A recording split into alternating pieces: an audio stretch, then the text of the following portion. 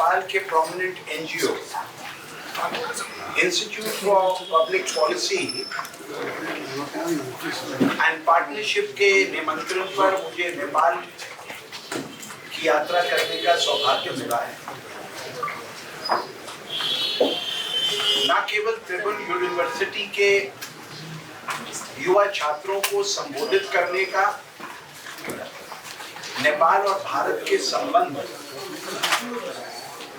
वर्तमान समय में अपितु नेपाल के राजनीतिज्ञ विशेषज्ञ, डिप्लोमैटिक एनालिसिस्ट्स, non-governmental organizational leaders और नेपाल के पूर्व विदेश मंत्रियों के साथ भी वार्तालाप करने का मौका मिला। I am extremely thankful to the chairman and the president of Institute for Public Policy, Arun Kumar Subedi, जो कि पूर्व में नेपाल के प्रधानमंत्री के मीडिया एडवाइजर भी रहे।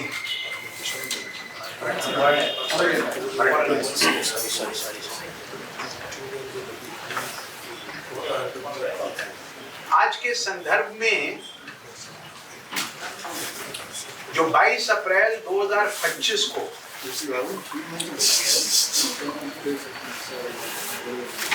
कश्मीर के पहलगाम में 26 निर्दोष लोगों की उनके धर्म को पूछने के बाद आतंकवादियों ने निर्मम हत्या की,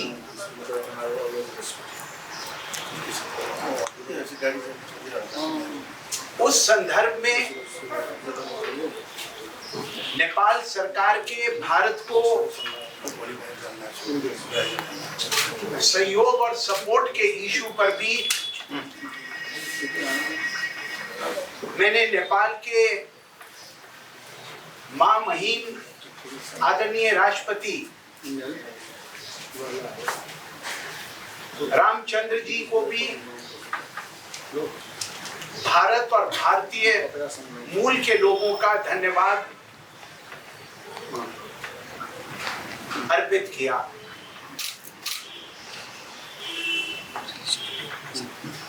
अगर 2001 9 सितंबर के अंतर्राष्ट्रीय आतंकवादी ओसामा बिन लादेन को, जिन्होंने अमेरिका के ट्विन टावर्स को, वर्ल्ड ट्रेड सेंटर को और पेंटागन के वॉशिंगटन डीसी में आतंकवादी हमलों को अंजाम दिया था, 10 साल के बाद 2011 में अमेरिका की सरकार ने उन आतंकवादियों को ढूंढ निकाला। वो आतंकवादी और ओसामा बिन लादेन जो अल कायदा का प्रमुख रहा, वो बांग्लादेश में नहीं, वो नेपाल में नहीं, वो नई दिल्ली में नहीं, वो भूटान में नहीं, वो पाकिस्तान के एबटाबाद शहर के अंदर लोकेट हुआ और अमेरिका के राष्ट्रपति रहे बराक ओबामा साहब के समय में उसको मार गिराया गया। इसलिए करंट टाइम्स के अंदर भारत के प्रधानमंत्री नरेंद्र दामोदर दास मोदी जी का फर्म रिजॉल्व है कि हम पूरे साउथ ईस्ट एशिया में आतंकवाद को पनपने नहीं देंगे। भारत युद्ध नहीं चाहता है। भारत को उकसाया नहीं जाए, लेकिन उन 26 लोगों के अंदर जो पहलगाम में शहीद हुए, उसमें हमारा एक नेपाली मूल का भाई भी था। इसलिए India reserved it's right to organize air strikes into Pakistan, not targeting the civilian population of Pakistan, लेकिन आतंकवादी शिविरों के ऊपर हमले कर उनको तहस-नहस और तबाह करने का जो प्रतिज्ञा भारत के प्रधानमंत्री नरेंद्र मोदी जी ने ले रखी है, उसको हमने अपनी नेपाल यात्रा में भी राजनीतिक दलों के प्रमुख व्यक्तियों से, नेपाल के राष्ट्रीय अध्यक्ष जी से, नेपाल के बुद्धिजीवियों से सक्षमता से भारत के उस स्टैंड को एक्सप्लेन किया। 7 मई को एयर स्ट्राइक्स होती हैं, आतंकी ठिकानों को नष्ट किया जाता है, और पाकिस्तान का सबसे बड़ा आतंकी जब वो ये स्वयं कबूल करता है, मेरे परिवार के 11 लोग मारे गए, काश मैं भी मारा जाता। इस घटनाक्रम के 3 दिन के बाद 10 तारीख को सीज फायर होता है, लेकिन भारत ने इसके साथ ये भी कहा है, अगर दोबारा से भारत के विरोध में पाकिस्तान की धरती से, पाकिस्तान की सरकार की संलिप्तता से ऐसे हमले होंगे, तो we will consider it to be a war on India and we reserve a right to strike again, because our firm commitment is to banish terror and terror modules. मुझे खुशी है भारत और नेपाल के संबंध और विशेष तौर से वर्तमान की ये घटनाएं और नेपाल का firm resolve to stand in support of republic of India.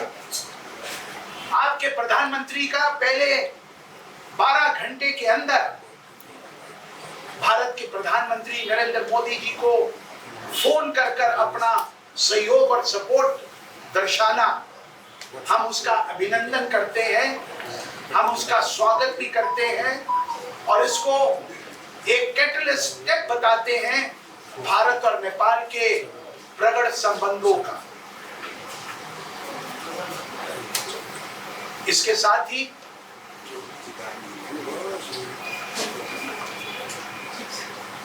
SAARC देशों की सार्थकता समाप्त हो चुकी है।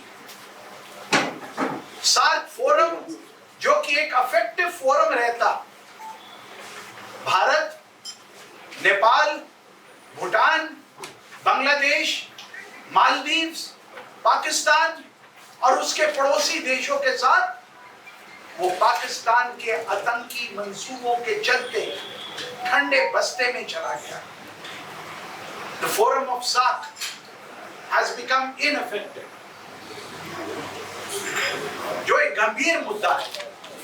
हम चाहते थे और भारत हमेशा इस बात का पक्षधर रहा है, free and fair interaction between the SAARC nations would have led to a new world order।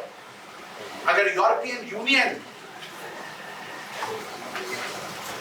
एकजुटता के साथ दुनिया के 33 देश यूरोपियन यूनियन के माध्यम से काम कर सकते हैं, तो सार्क नेशंस के बीच में मैत्री के, डिप्लोमेसी के, राजनीति के, व्यापार के, टूरिज्म के संबंध भी प्रकट हो सकते हैं और इस पूरे मुद्दे को जिस प्रकार से आपके और हमारे पड़ोसी देश पाकिस्तान ने अपनी कारगुजारियों से उसको ठंडे बस्ते में डाला है, इसको भी आपके समक्ष रखने का मौका मुझे नेपाल की धरती पर institute for public policy and development के माध्यम से रखने का मौका मिला।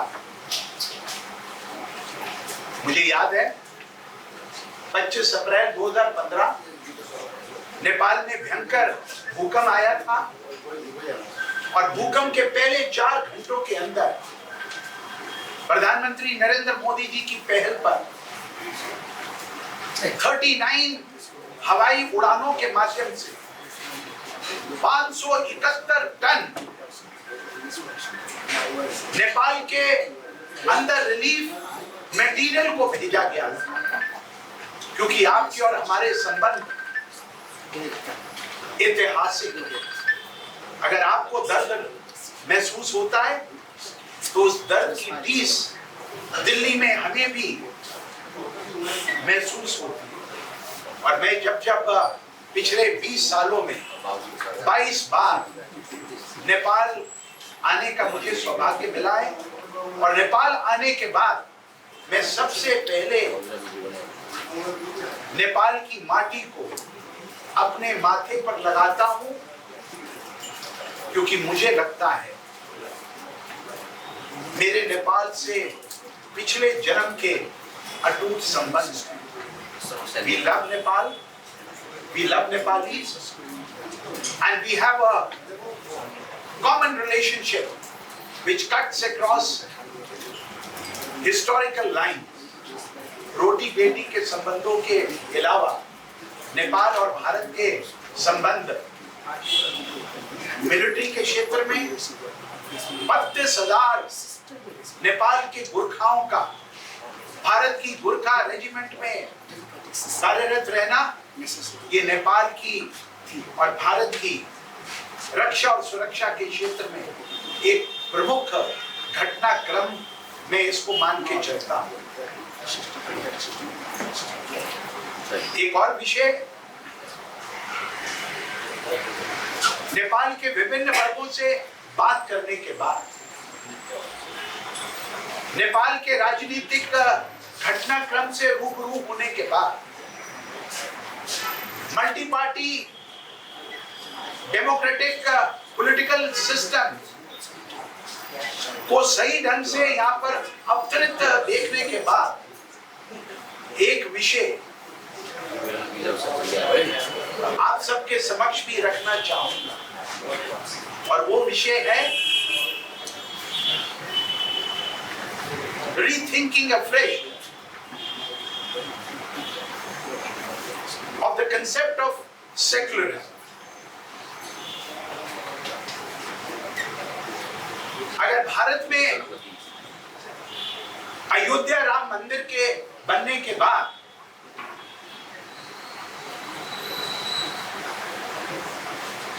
टूरिज्म को बढ़ावा मिला है, ट्रेड को बढ़ावा मिला है, देश के अंदर विभिन्न सांप्रदायिक लोगों के बीच में एकता स्थापित हुई है और वो भी 500 वर्षों के संघर्ष के बाद, जो सनातन की लहर जो हिंदुत्व के समर्थन में पूरे भारतवर्ष के अंदर, और मैं तो दुनिया के 94 देशों का दौरा कर चुका हूं, दुनिया भर में विभिन्न इंडिपेंडेंट स्टेट्स का दौरा करने के बाद, और पीपल ऑफ इंडियन ऑरिजिन और नेपाली ऑरिजिन के लोगों को भी विश्व भर में मिलने के बाद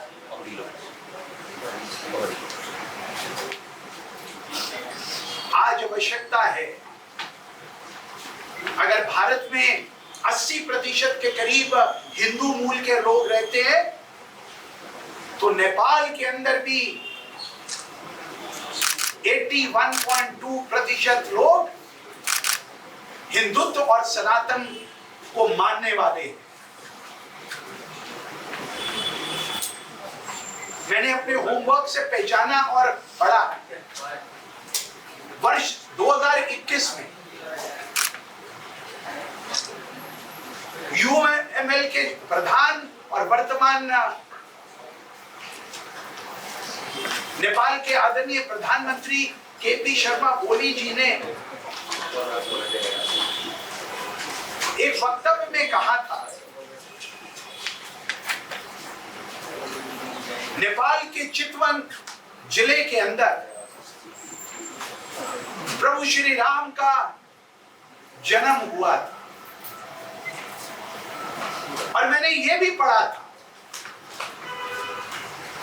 कि उन्होंने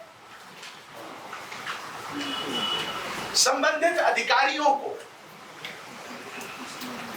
नेपाल के चितवन जिले के अंदर प्रभु श्री राम का मंदिर बनाने के निर्देश भी दिए। वो घटनाक्रम 2021 से लेकर 2025 तक मेरे मस्तिष्क के अंदर बैठ चुका है। एक और स्टेटमेंट, एक और पब्लिक स्टेटमेंट मैंने नेपाल के पूर्व प्रधानमंत्री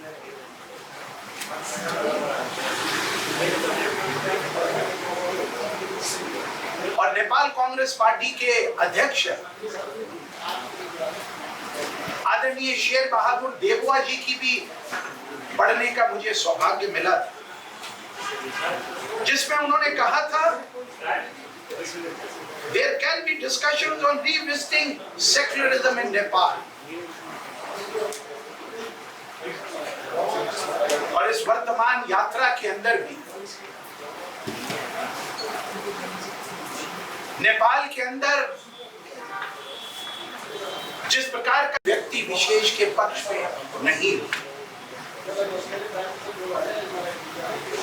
नेपाल में मल्टी पार्टी डेमोक्रेटिक सिस्टम रहे, हम हमेशा इसके पक्ष में रहे। लेकिन the need of the hour is rethink afresh on the concept of secularism। अगर नेपाल की 81% जनता नेपाल को एक हिंदूवादी राष्ट्र के रूप में देखना चाहती है, तो मेरी बड़ी हाथ जोड़कर राजनीतिक परिपेक्ष में काम करने वाले स्वतंत्र राजनीतिक दलों से ये प्रार्थना है, जनता की मूल भावनाओं से, जनता की मूल भावनाओं को इन कंसिडरेशन में रखने से आपका लोकतंत्र और मजबूत होगा। उस पे निर्णय क्या हो, ये नेपाल के लोगों को और नेपाल के राजनीतिक दलों के सदस्यों को इस पे कॉल लेनी है। लेकिन जितनी पल्स में नेपाल की इस 4 दिन की यात्रा में ले सका हूं, मुझे लगता है जिस सनातन की लहर से भारत ओतप्रोत हो रहा है, जो कल तक भारत में एंटी धर्म के विरुद्ध काम करने वाले थे, आज वो भारत के विकास के अंदर हमारे साथ कंधे से कंधा मिलाकर काम कर रहे हैं। And I am sure if the political system in Nepal takes a step forward, Nepal का वो सेकुलर कैरेक्टर नेपाल के विभिन्न संप्रदायों के लोग अपने आप को और गौरवान्वित महसूस करेंगे if a policy decision is taken after broader consultation. एक हिंदू होने के नाते भारत के करोड़ों हिंदुओं की ये मनोदशा रहती है, हम नेपाल के काठमांडू में पशुपतिनाथ मंदिर के दर्शन करें, मुक्तिनाथ के दर्शन करें, सीतागढ़ी के दर्शन करें, लुम्बिनी जाकर अपना प्रणाम करें, और उस बड़े संकट का अगर जिसको आप हिंदू सर्किट भी,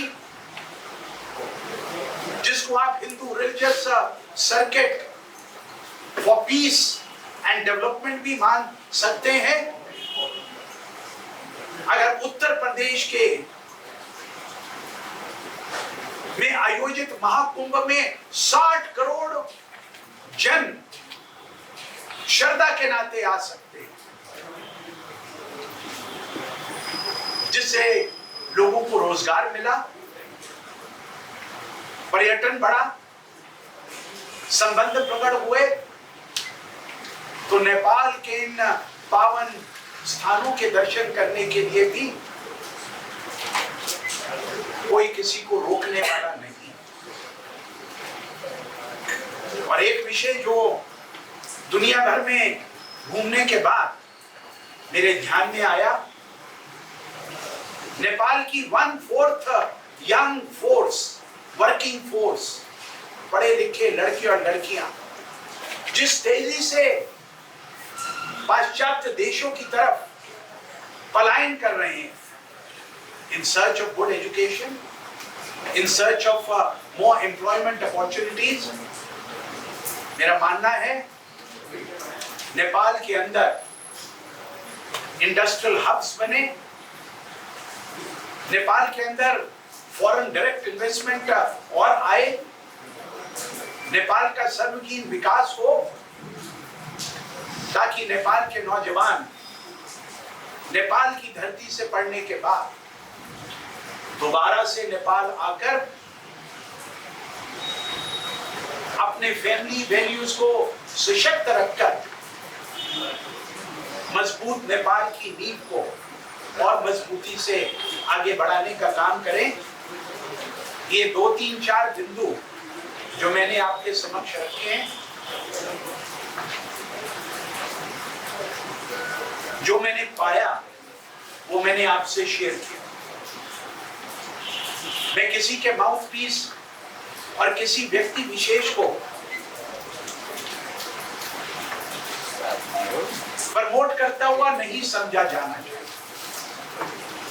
What is in the best interest of India and Nepal, that has to be developed within the democratic quality of the both countries. And I am sure मैंने इस नेपाल के प्रोमिनेंट एनजीओ के 2 प्रमुख साथी मेरे लेफ्ट और right बैठे हैं, मैंने इनसे प्रार्थना की है इस डायलॉग को ना केवल नेपाल में अपितु नई दिल्ली में भी और भारत के अन्य शहरों में भी इसको रेप्लिकेट किया जाए। पशुपतिनाथ के दर्शन करते हुए मुझे अत्यंत आनंद की अनुभूति हुई और मंदिर के जो प्रमुख पुजारी हैं मैंने उनको प्रणाम करके और उनके समक्ष भारत में हाल ही में मारे गए 26 जिनमें एक नेपाली मूल का भाई था, पशुपतिनाथ मंदिर के प्रांगण में उनकी आत्मा की शांति के लिए भी प्रार्थना की। और जो जनसभाएं, जो पब्लिक इंटरैक्शंस जिनको मुझे संबोधित करने का मौका मिला, उन सब में भी हमने 1 मिनट का मौन रखा। मैं चाहूंगा कि इससे पहले आपके मन में कोई प्रश्न हो, हम 1 मिनट के लिए खड़े होकर आतंकियों द्वारा मारे गए 26 निर्दोष निहत्थे लोगों की आत्मा के लिए 1 मिनट का मौन भी जरूर रखें। पूर्व समय में रहे प्रधानमंत्री पुष्प दहल जी अपनी धर्मपत्नी के साथ कुछ वर्ष पूर्व जब भारतीय जनता पार्टी के अध्यक्ष राजनाथ सिंह जी थे और मेरे पास आधिकारिक तौर पर विदेश विभाग की जिम्मेदारी थी, ये विषय हमने नेपाल में जो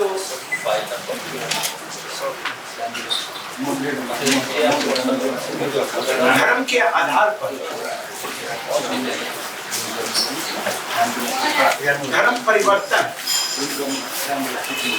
प्रलोभनों से, लालच से, प्रेशर से देने की अनेक घटनाओं की ओर हमने जब उनका ध्यान दिलाया था,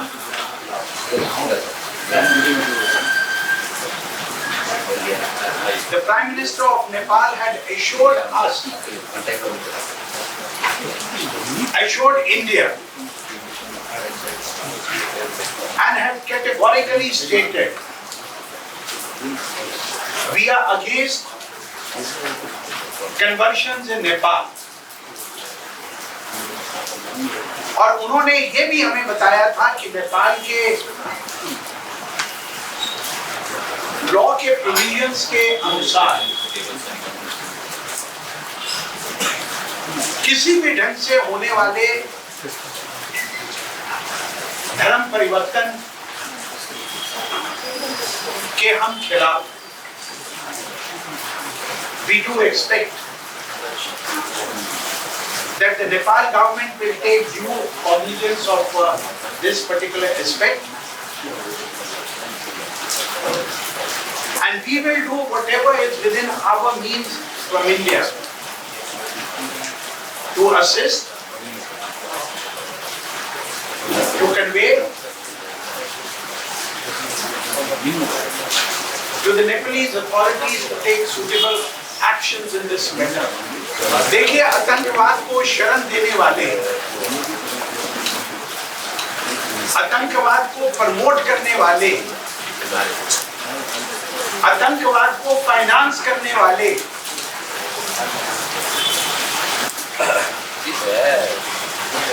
कभी भी सेफ नहीं रह सकते। और ऐसे आतंकवादी लोग अक्सर निर्दोष निहत्थे बच्चे और बच्चियों और लेडीज को आगे ह्यूमन शील्ड कर अपने आप को बचाने की कोशिश भी करते हैं। भारत ने ये क्लियर कर दिया था 7 मई 2025 की air strikes were not directed against any civilians, and this is the reason why after selected strikes at selected places in Pakistan, India agreed to the ceasefire. खून किसी का भी बहे, खून मानवता का बहता है, and India is never in favor of spilling the blood of the innocent. ये बात कहने का इतना तात्पर्य है, there are no safe havens in Pakistan. Bharat की सिक्योरिटी एजेंसी के रेडार पर ऐसे सभी आतंकवादी स्थान और आतंकवादी, हम आशा करते हैं कि कोऑर्डिनेटेड ढंग से इनको बैनिश किया जाएगा। और नेपाल की recent retaliatory statement supporting India's war against terror is a notable feature in the Indo-Nepal context.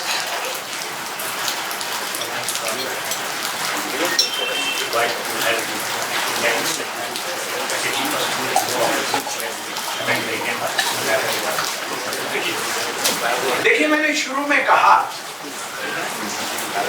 Nepal की इन 4 दिनों की यात्रा में जो मेरा feedback,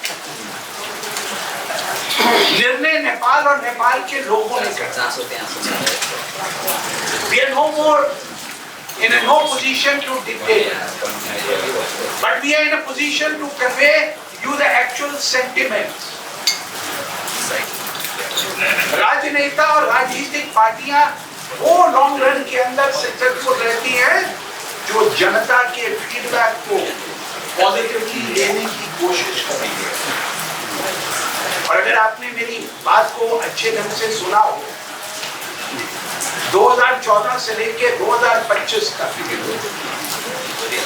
there is a resurgence of Sanatan sentiments in India. शायद आपने क्वेश्चन करते हुए मेरी उस स्टेटमेंट की तरफ ध्यान नहीं दिया। निर्णय आपने करना है, लेकिन समय रहते हुए जनता के मूड को गॉज करते हुए आप निर्णय लेते हैं, हमें खुशी क्योंकि कल तक आप हिंदू राष्ट्र थे, आपने अपना कॉन्स्टिट्यूशन अमेंड किया। भारत तो 1947 से सेकुलर रहा। भारत ने रिलीजन के आधार के ऊपर कॉन्स्टिट्यूशन को अमेंड नहीं किया,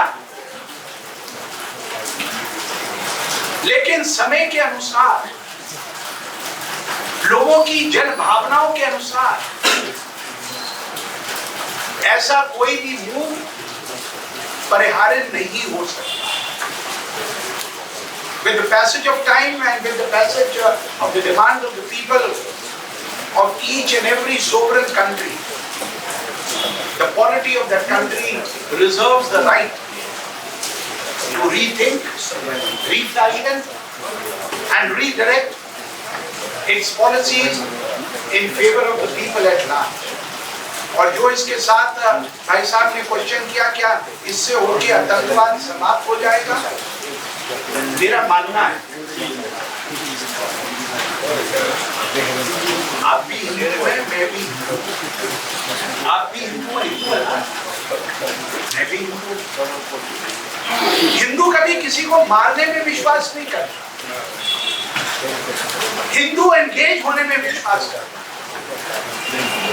अगर आपने मेरे धर्म में विश्वास नहीं दिया, मैं ये नहीं कहूंगा कि आप इनफिडल, आप काफिर। और काफिर का क्या हाल होना चाहिए? कहते हैं कि उनकी गर्दन धड़ से अलग होकर। लेकिन हिंदू धर्म, सनातन धर्म के अंदर अकोमोडेशन का भाव है। हम दिल को जीते। किसी ने सही कहा, पाकिस्तान कहता है कि हमें पाकिस्तान ऑक्युपाइड कश्मीर जो वो मान के चलते हैं वो हमें दे दो, क्या ये पाकिस्तान तो समझता नहीं। और पाकिस्तान ऑक्युपाइड रिक्लेम करने के लिए पाकिस्तान आगे बढ़ रहा है। A failed state can only promote the concept of terrorism, but on the other hand, आज के संदर्भ में अगर यहाँ के लोग, यहाँ का जनमानस डेमोक्रेटिक अम्ब्रेला के अंतर्गत, please note my word, multi party democratic political party system in Nepal, rest is up to you. आप क्या करते हैं, क्या नहीं करते हैं, we will accept that, क्योंकि हमें तो आपसे प्यार है, आपके परिवारों से प्यार है, आपकी सरकार से प्यार है, विभिन्न राजनीतिक दलों से संवाद है। देखिए, दुनिया भर के अंदर monarchs and monarchies have come to an end. So there should be no correlation between the two.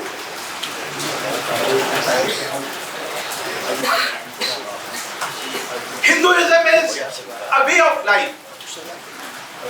A monarchy is a system which has delivered in the past. But all of the globe, people have reverted to the multi-party democratic way of life and system. I hope that answers my question.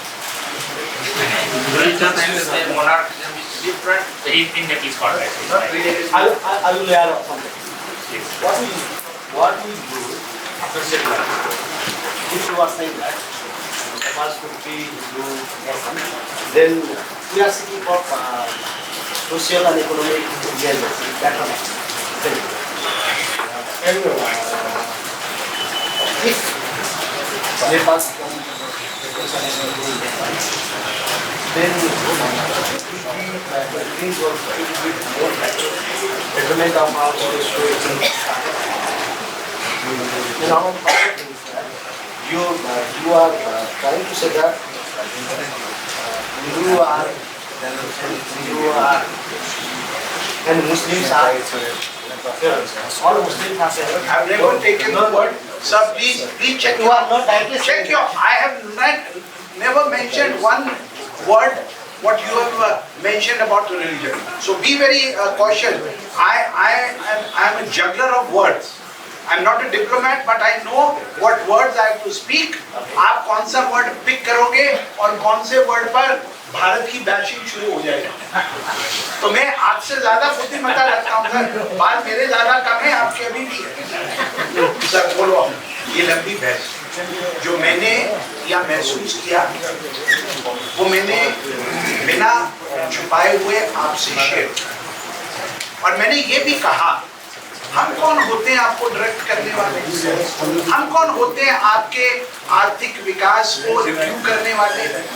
हम कौन होते हैं कि आपके यहाँ पर अब नौजवान पढ़ाई करने के बाद वेस्टर्न कंट्रीज को पलायन कर जाएं? हाँ, पड़ोसी होने के नाते जिन विषयों पर हमने एक्सपेरिमेंट सक्सेसफुली किए हैं वो आपसे शेयर कर सकते हैं। उनको मानना नहीं मानना आपके ऊपर है, रिव्यू करना नहीं करना आपके ऊपर है, आपने किसको लाना है और किसको बाहर करना है वो आपके ऊपर है। हमें तो नेपाल एक बढ़िया शांति प्रिय, दोस्ती पसंद, विकास पसंद राष्ट्र के रूप में हम नेपाल को देखते हैं। और नेपाल किसके साथ दोस्ताना संबंध करने का पक्षधर है, ये नेपाल का सोवरेन राइट है। भारत उनसे कभी भी अफेक्टेड नहीं होता।